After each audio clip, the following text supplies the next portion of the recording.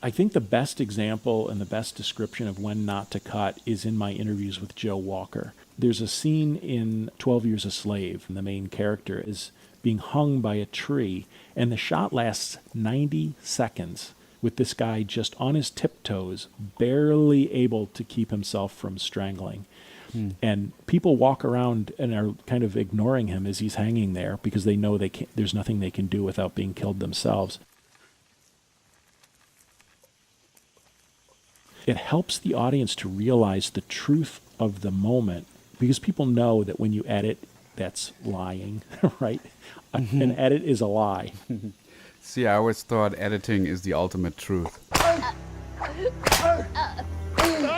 Paul Hirsch says the opposite. He says, when you shoot the film, that's the truth. When you edit the film, that's the lie. Sometimes you have to, because that's the most powerful thing you can do is the lie.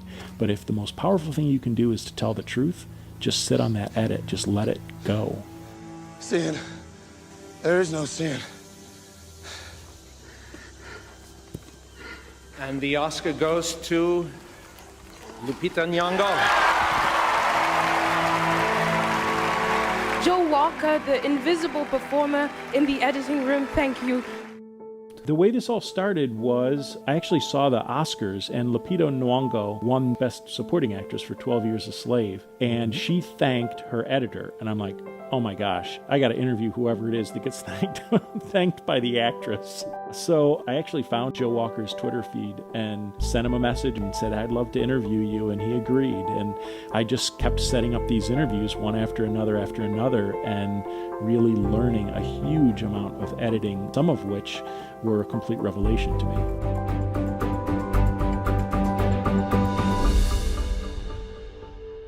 Steve, we're going to talk about some of the biggest lessons that we can get from some of the biggest editors. And let's get started with just the first one that stuck out to me, which is it's important that you're confident as an editor, have a point of view, but you got to keep your ego in check. Houston, we have a problem. Dan Hanley, Ron Howard's longtime editor, he said, when collaborating, remember, it's not about you, it's about the final product. So many times people make it about, oh, I made this great editorial choice, I made this clever editing trick, and it's got to stay, and they're not thinking about what it means for the project and for the story. I need a map. So many of these editors, they're very humble people. I think that they're all brilliant. I've talked to almost every Oscar winner for the last 30 years, and they're obviously clearly skilled, but they all just want to do the best they can for their director. Did any editor stand out to you as having an outsized, bigger-than-life personality? I can feel your anger. I did kind of get that sense from one specific editor. That's Joel Cox, who edits all of the Clint Eastwood movies. Oh, really? He's the one that basically said select reels are for sissies. He's like, you don't need any of that crap. You watch the dailies, you know what the right takes are, and you cut them in the order that they need to go. You're done. Get off my lawn. Yes, I sometimes I love that when editors just say, well, you know what? When I do my editor's cut, I'm just going to do it my way. You don't need that. You said it 3 times. Like if I feel like a line needs to go, I don't wait. But I like the idea of just giving it a good shot before the director comes in. Well, I certainly believe in that. Many people stated you can't edit thinking of what the director is going to want. You've got to edit thinking of what you want. That's what the director wants of you. But then when the director sees your editor's cut, at that point it becomes another film. We've got to have that information. I believe I know the code, sir. Okay, there's something else here I think we can change. Okay. Early in my dramatic editing career, I was doing the same thing you were doing, where I would just cut out lines, oh, we don't need these. I'm going to take Kennedy's line out, and I think we double our suspense. That I didn't think were necessary. And when I played it for the director, We've got to have that information. immediately, as soon as I hit play, the guy was like, Something's wrong with that. What'd you do exactly?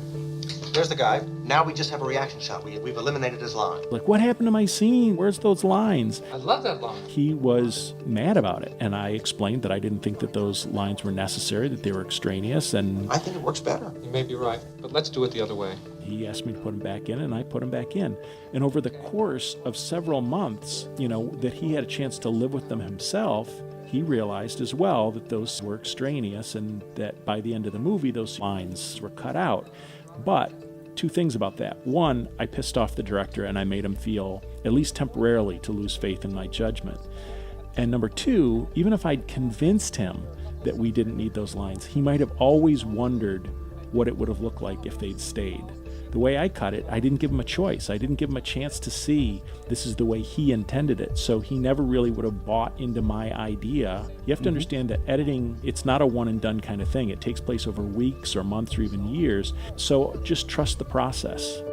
I guess it also has to do with the relationship you already have with your director, and Certainly. have you gone through that process before? But you've built that relationship over years. I'm curious.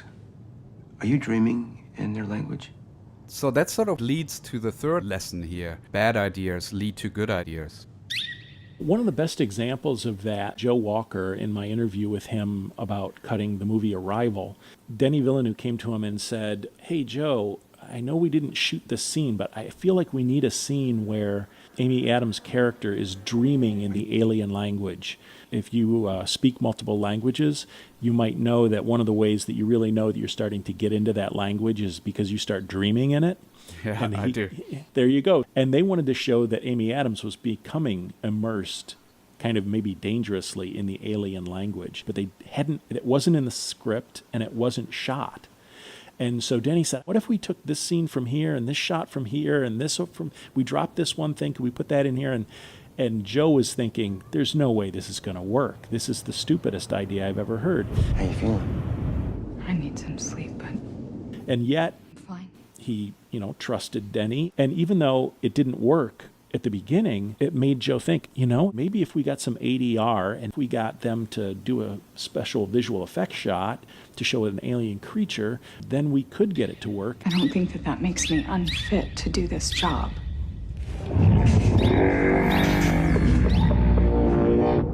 And so what seemed like a bad idea became a great idea.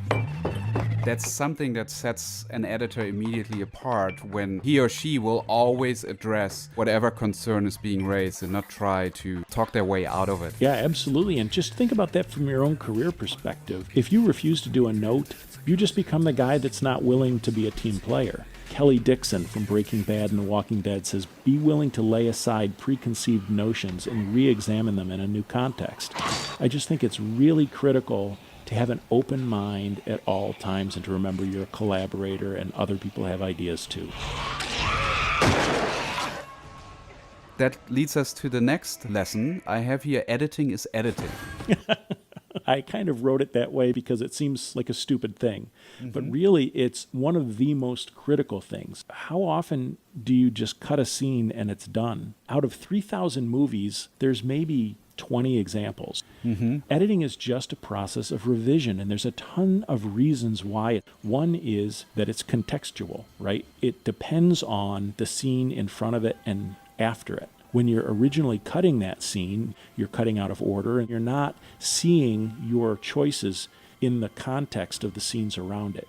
Right. I remember in your book, I think it was John Refoy who said that it's like every scene is a delicious course, and then when you put them all together, you can't eat them all, so you have to pick the ones you really like. Downbeat on 18. Why is it critical for editors to be organized? When you're watching the dailies and you're maybe building a selects reel, your brain is starting to organize and start the editorial process at that point. Not quite my tempo. Tom Cross, he said, the goal is to organize the material and understand it. A lot of times, that's about figuring out what can be ignored. Andy Grieve is a great documentary editor. He said the biggest trick is to compartmentalize, break it down into smaller chunks, and that's definitely the way I feel about editing. I need to be able to get to a point where my brain understands the material, and then I can start to build the story from that. You mentioned Tom Cross. I looked at his IMDb page, and I realized, wow, that's an editor who did a short, same short, did the movie, and then just his career exploded. Is that how it works? Like, how can editors, young editors, get to that level where they ultimately want to be, which is play in the big league? We'll never get it out now. My biggest advice is the same every time anybody asks me that question. You have to just do it. All right, I'll give it a try. No. Try not. Do. You have to say, okay, my goal is to be a big-time editor. What can I cut? Maybe I can shoot some stupid little scene with my iPhone, and then I'll try cutting that together. Great, do it. It may not look like what you want it to look like, but your brain starts to understand how story works and how scenes are constructed and what you need as an editor. The next lesson I'm really excited about, and it is that storytelling is actually a muscle that can be built up. Yeah. Stephen Mirioni, who cut The Revenant, said storytelling is a skill that you can become better at through lots and lots of practice. Joke telling is the shortest form of telling a story. A joke is always just a short story. What do you need so that the audience understands the punchline? The audience is kind of misdirected, and then the punchline snaps them back into a different direction. The other day I was thinking, it's weird, I was thinking, I tend to overthink things. And then I thought, do I though? I mean... Are we having the Afghan version of this conversation where in New York we would have gotten to the point like 5 minutes ago? You need to edit things and then realize how your editorial decisions affect the story. Glenn Ficarra talked about a character named Fahim. There's a scene where Fahim is basically telling Tina Fey's character, I do not want to work with you anymore. Wait, Fahim, I know I fucked up. I do not think you do. Hear me out. And after he leaves, there's a series of 3 jump cut close-ups of Tina's face, cut, cut, cut. Mm-hmm. And it seems kind of jarring, but that's the whole point. Ficarra mentions that that's the midpoint of the story. That's where the stakes change.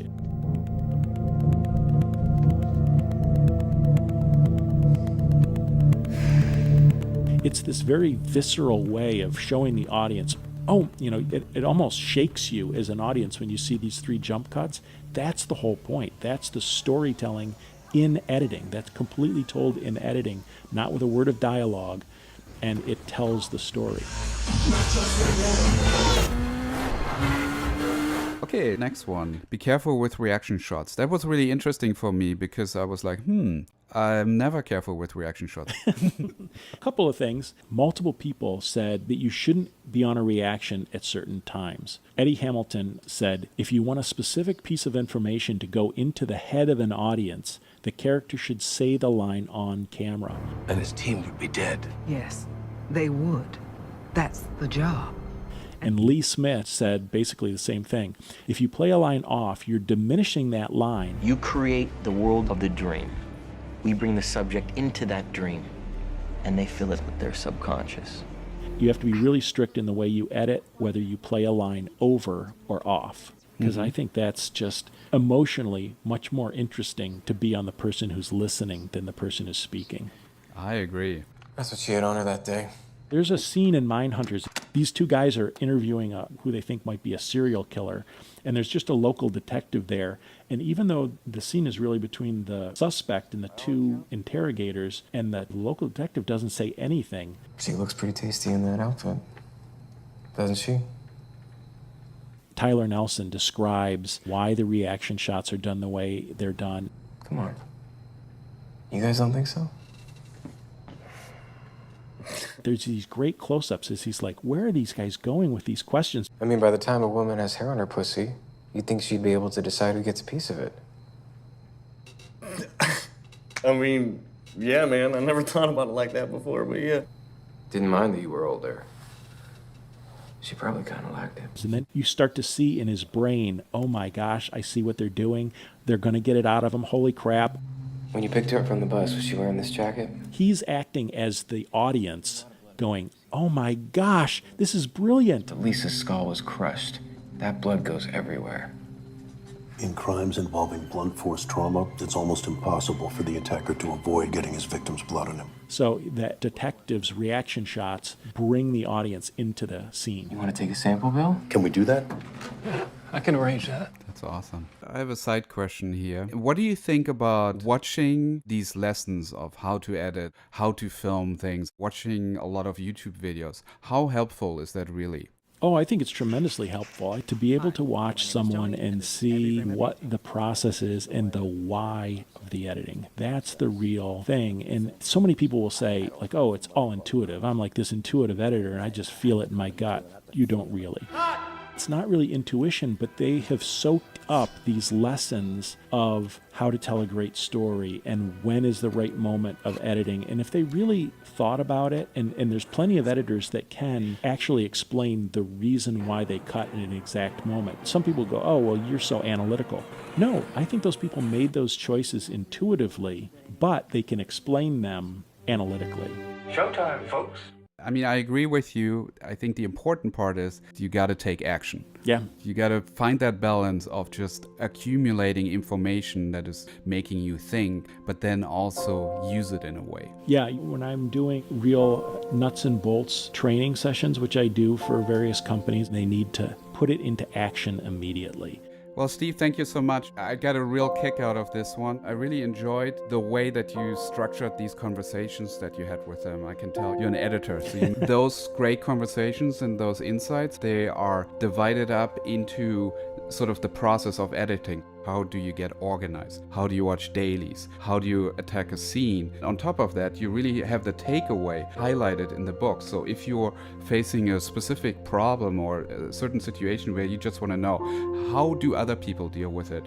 That book is a great reference. Thank you. Editing that book was what made it good, in my opinion. Cut it in Avid? I did not cut it in Avid. No, I did not.